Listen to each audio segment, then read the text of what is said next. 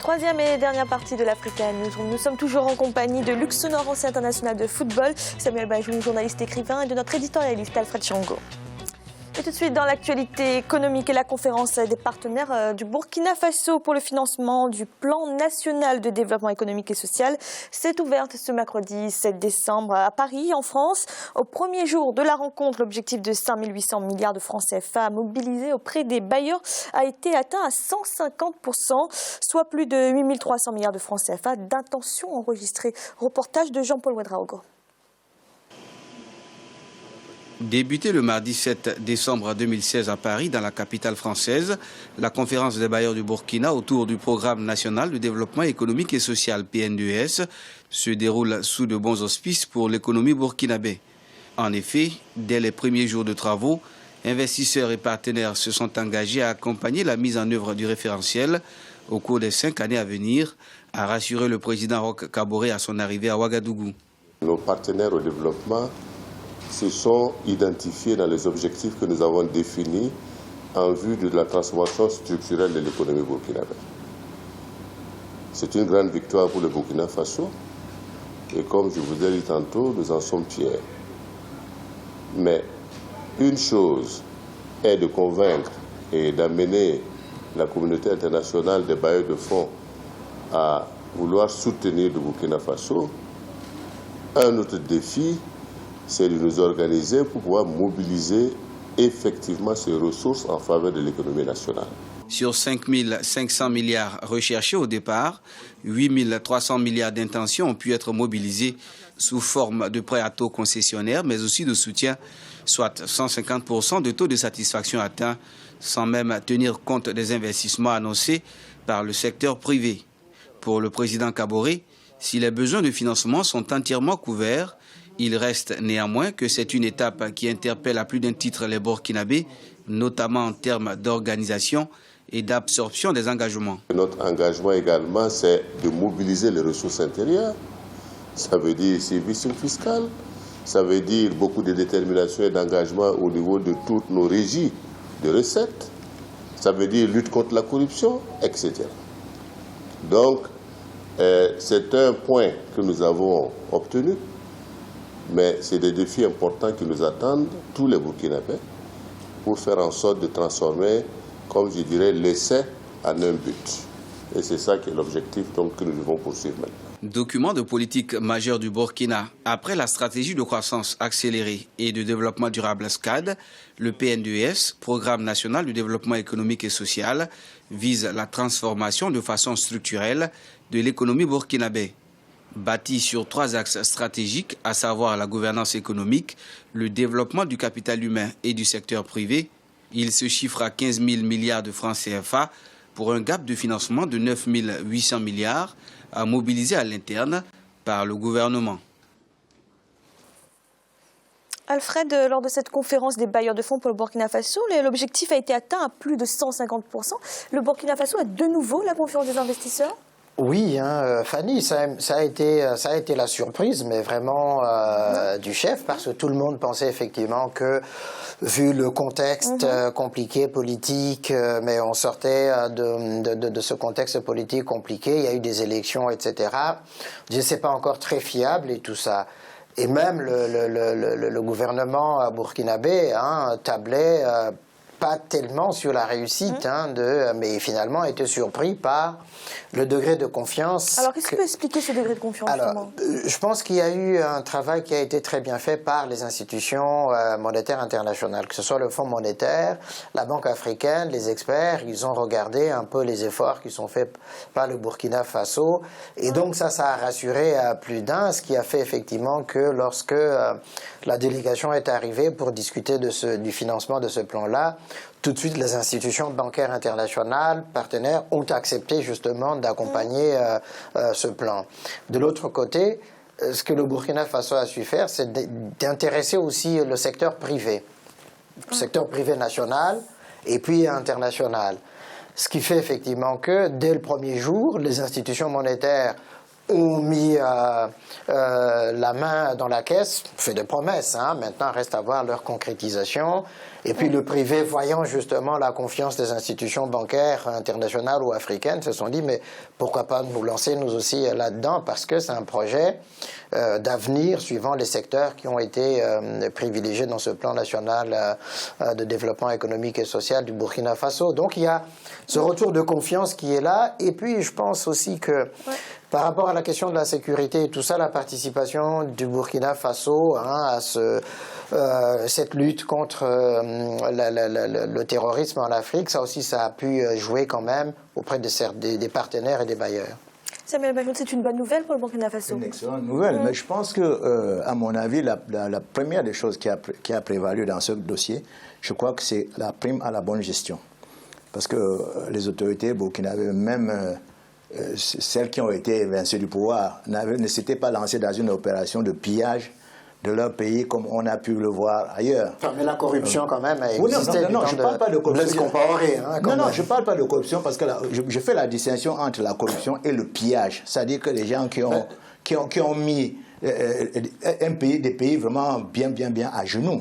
Ça, je pense que là, il y a quand même une prime à la bonne gestion. Alors déjà pour la première année de Roch-Marc Christian Kaboré, le président actuel, c'est un bon bilan déjà d'après vous? Je crois qu'il est en train de faire mieux que ceux qui étaient en place. Ouais. Et ça aussi, c'est un encouragement qu'il faut apporter, il faut accompagner les autorités en place dans leur manière de faire. Et puis, bon, évidemment, être disposé, s'il y a jamais un dérapage, quelque chose comme ça, d'en tirer les conclusions.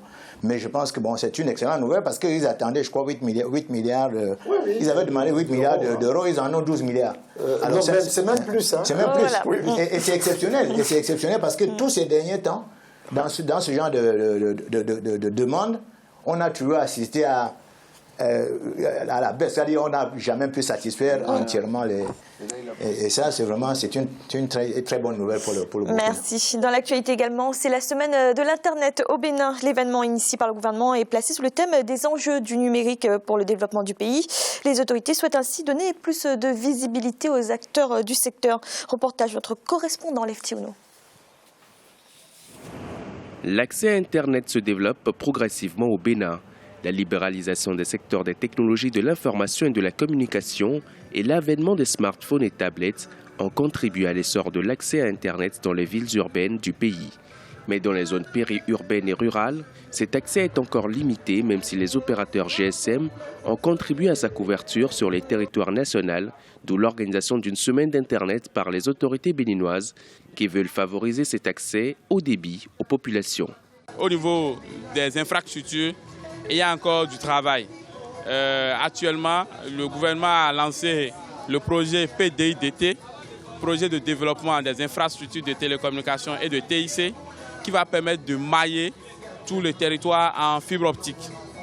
Donc, ce projet a démarré et est en cours et ce développement des infrastructures va faciliter l'accès à l'Internet très haut débit. Au cours de ces dernières années, l'Internet s'est révélé indispensable sur plusieurs plans, notamment celui du travail, de la formation, de l'information, du loisir et du commerce.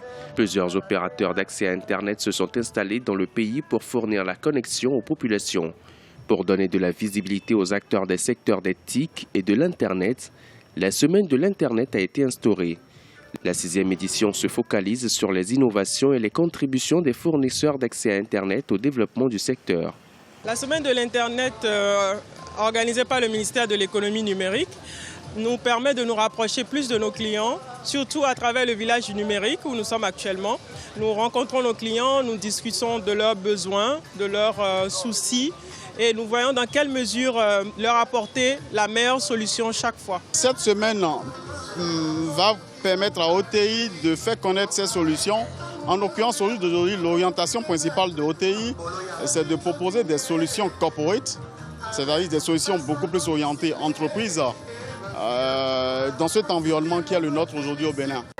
Les secteurs des technologies de l'information et de la communication en général et de l'Internet en particulier sont régis par la loi sur les communications électroniques. Face au développement rapide des TIC, cette loi affiche certaines insuffisances. Le gouvernement du président de la République, Patrice Talon, est à pied d'œuvre pour l'élaboration du code du numérique.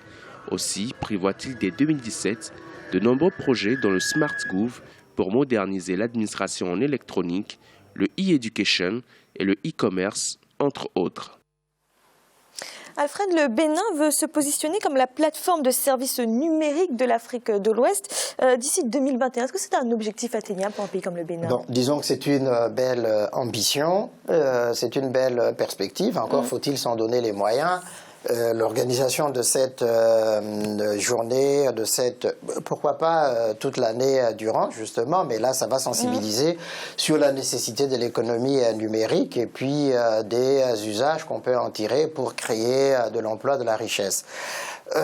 Pour y arriver, effectivement, il faut s'en donner les moyens parce qu'il y a des puissances comme le Nigeria qui déjà au niveau du numérique est très en avance, qui a presque sa Silicon Valley déjà mise en place pour la promotion du numérique. Il y a la Côte d'Ivoire aussi qui est là. Je pense que le Bénin va prendre le wagon. Et puis il y a l'Afrique du Sud qui est numéro 1. Si on va encore plus loin, on le voit avec le Kenya aussi. Donc le Maroc au nord de l'Afrique. Je pense effectivement c'est une bonne initiative de sensibiliser la jeunesse, de sensibiliser la société béninoise justement aux enjeux de ces numériques, puisque l'économie du troisième millénaire est dans ce secteur-là. Donc on ne peut pas être en retard. Évidemment, il y a des écoles, il y a des formations qui sont organisées. Il faut peut-être aussi les mieux organiser pour que ça corresponde à l'offre et à la demande intérieure et puis peut-être rayonner tout autour. Samuel Bachoum, quels sont les obstacles au développement de l'économie numérique dans les pays africains?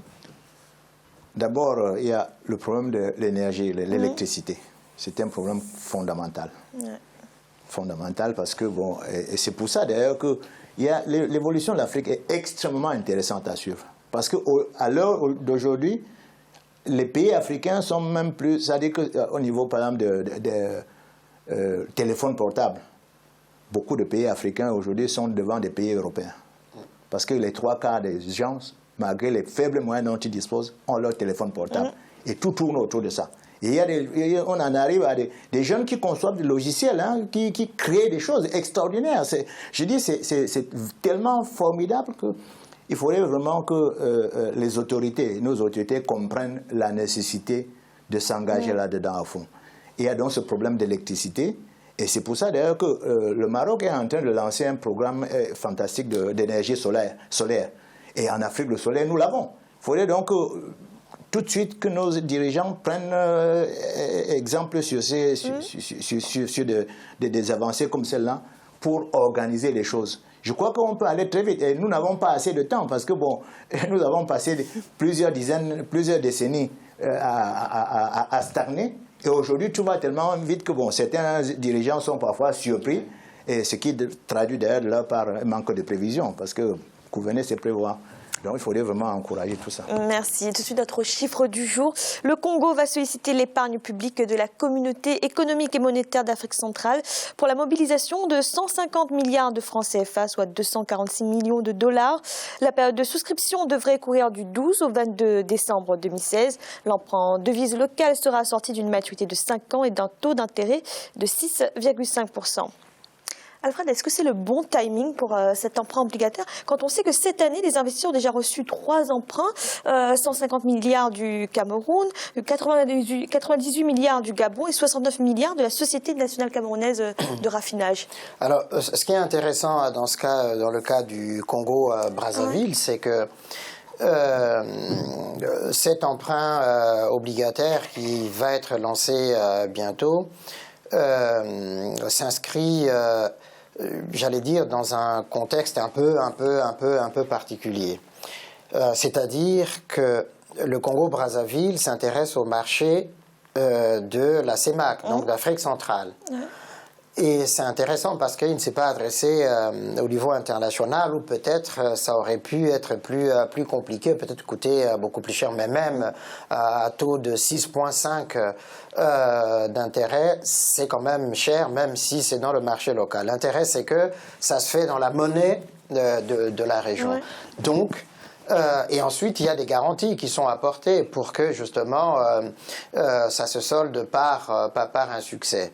Il garantit bien sûr de l'État congolais, puisqu'il y a le pétrole qui est là, malgré la baisse des cours aujourd'hui, mais aussi des institutionnels de la CEMAC. Je crois que c'est le bon moment. En fait, pour lancer un emprunt comme ça, il n'y a jamais de mauvais ou de bon moment, en réalité.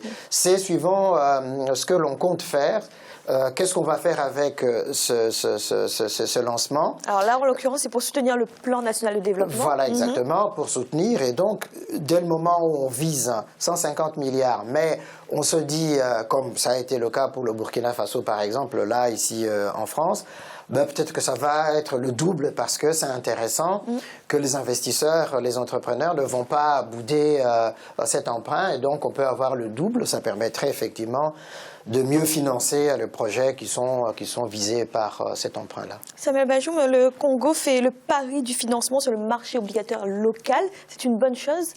Ben, de toute façon, je crois que le Congo n'avait pas le choix. Parce qu'avec ce qui s'est passé à la suite des élections contestées au Congo, je ne suis pas sûr qu'en s'adressant sur le marché international, ils auraient pu obtenir les fonds nécessaires. Bon, c'est aussi un signe d'intelligence de la part des autorités. Parce qu'ils comprennent leurs limites et donc tiennent compte de ça. Et puis ça fait aussi que la CEMAC, l'interaction au sein de la CEMAC, on a toujours reproché souvent à la CEMAC de ne pas interagir. Hein. C'est également un élément qui va peut-être permettre de prendre conscience du fait qu'il faut qu'on avance ensemble et puis qu'on se fasse confiance. Merci. C'est à présent la fin de cette émission. Demain, retrouvez le 5e et dernier volet de cette semaine consacré au régime de retraite. Luxonor, merci d'avoir été avec nous. Merci de m'avoir tant appris avec ces deux messieurs-là. C'était remarquable. Merci à vous. Samuel Bajoum, merci d'avoir été là. C'est moi qui vous remercie pour l'invitation. Et Alfred, merci également. Bien, bonheur de vous avoir retrouvé autour de ce plateau, Fanny.